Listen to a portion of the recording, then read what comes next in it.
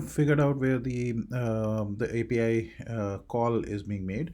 Next, what we want to do is we want to actually make the API call, and then we can actually figure out where the how the data is actually showed up. Okay, so what we'll do is we'll right click and we'll say add a new file, and we'll say Swift file, and we'll say networking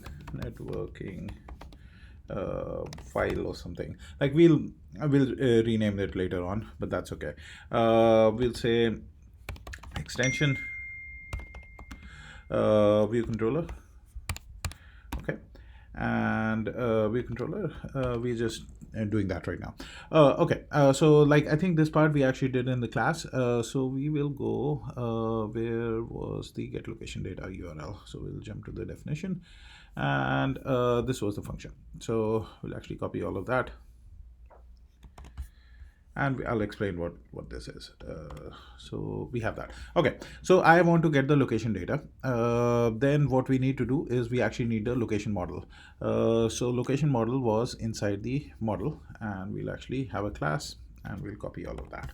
Okay, we'll actually come over here, and we'll say right click and new group model, and we'll say new file, and it'll be a Swift file, which is next, and we'll say location model. Okay, so that's the location model, and we'll paste that. So this is our location model, and when we are in our network file over here, what we are doing is so it's not finding promise kit, so we'll actually import promise kit. Okay, so let's see what the code says. So the code says that get the location data and Alamo Fire and Swifty JSON. Okay, so we'll compile that. So now what the code says is get the location data. I want to get the location data and the URL. The URL would be the URL that we have in our utilities over here. So we'll pass that, and we want to get the location data. This is actually returning us a promise, and so we return a promise, and then what we are saying is Almo Fire, make a request to this URL. We will get a response JSON. We get the response. If the response dot error is nil, which means there was an error, we actually reject it.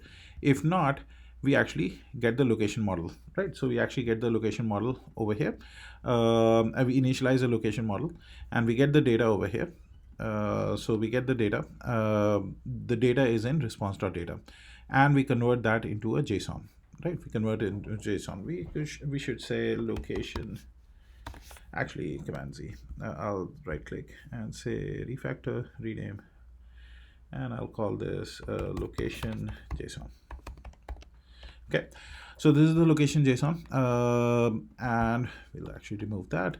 Location JSON, I get the location JSON, and after that what I do is location. For this location, the key will be equal to location JSON dot key dot string value. City would be this, state would be this, and country would be this, and I fulfill the location. I think the location key is also a string, so that is actually good, right? So we actually get that, so that will actually make our call, and then what we will do is we actually call this in our when we go to our view controller. No, not the view controller, location manager. So when we actually get the location manager, at this point, what we will do is we'll actually build the URL based on whatever is the latitude and longitude. Right now, we are just taking the like a static URL. So for that, what we'll do is we'll call this function location data for that particular URL, and then when it is done, which means that when we actually get the result, at that point of time, we will actually print the key, city, and state. So right now we are just printing the key, city, and state. And then if there's an error, we actually print the error, right? So we save this thing and we run this, and let's see what happens. So I think there's a button. When we click on that button, this function will get called. This function will get our location, latitude and longitude. Based on that latitude and longitude, we will actually build the URL, but that's besides the point right now. We are just taking a static URL.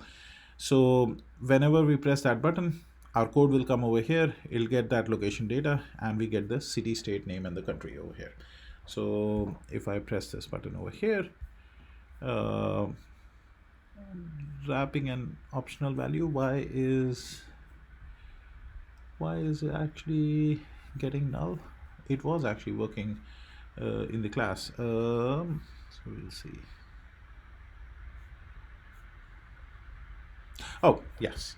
It's failing because our URLs, it's HTTPS. So we do HTTPS, and then we actually come over here. Say get location, and we get the location, and then after that you can see that we are printing the values over here. So that is actually over here. So these are the printed values. So this is this and Bellevue, Washington, and United States. Okay, so that part is for figuring out the data for this. What we are doing is, why we are doing it is because we actually want to get the key of the city where we are. Once we have the key, we'll make another network call, and then we'll actually get the data for that particular location. Okay, so that'll be in the next video. Okay, thank you.